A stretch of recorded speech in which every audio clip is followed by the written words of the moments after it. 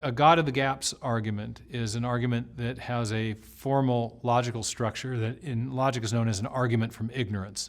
It's an informal fallacy. If it's an informal fallacy, then its structure is irrelevant. An informal fallacy is, by definition, a fallacious argument whose fallaciousness has nothing to do with its form. If an argument is structurally valid but is informally fallacious, then, by definition, the problem is not with its structure, but rather with one or more of its premises. For example, take a false dichotomy. It can take a perfectly valid form. Premise 1. A or B. Premise 2. Not A, therefore B. This is a valid disjunctive syllogism, but it is a false dichotomy if the first premise, A or B, is false, and the truth is really A or B or C, or A or B or C or D, etc. The problem is not with the form, the problem is that the first premise is false. And arguments from ignorance have the following form.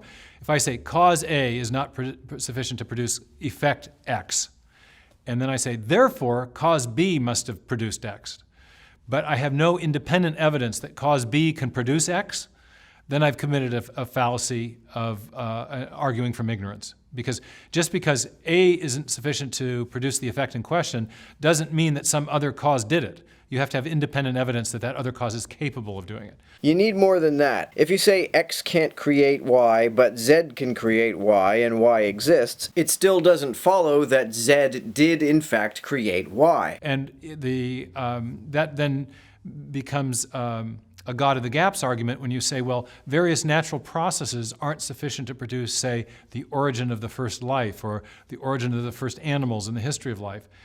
And then if I were to say, therefore God did it, that would be a God of the gaps argument. It would be an argument from ignorance. A more precise way to state the God of the gaps argument is to say that we don't know of a natural process that can produce the first life, therefore a God did it. But that's not how we're arguing when we make the case for intelligent design, because we're adding an additional premise.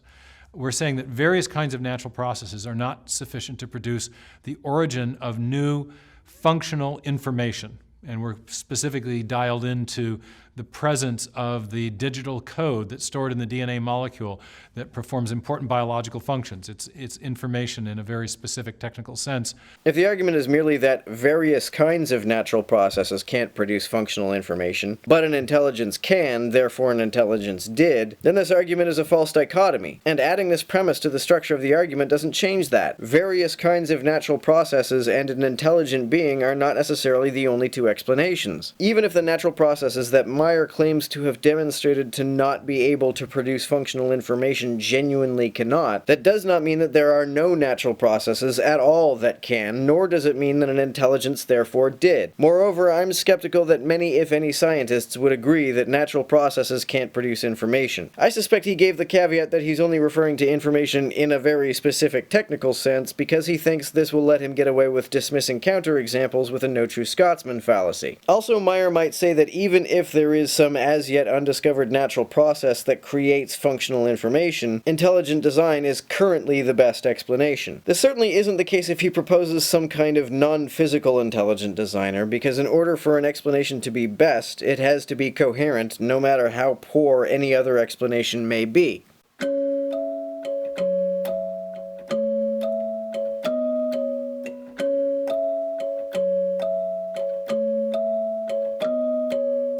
To everyone who helps me out on Patreon, you're a big help. Thanks so much.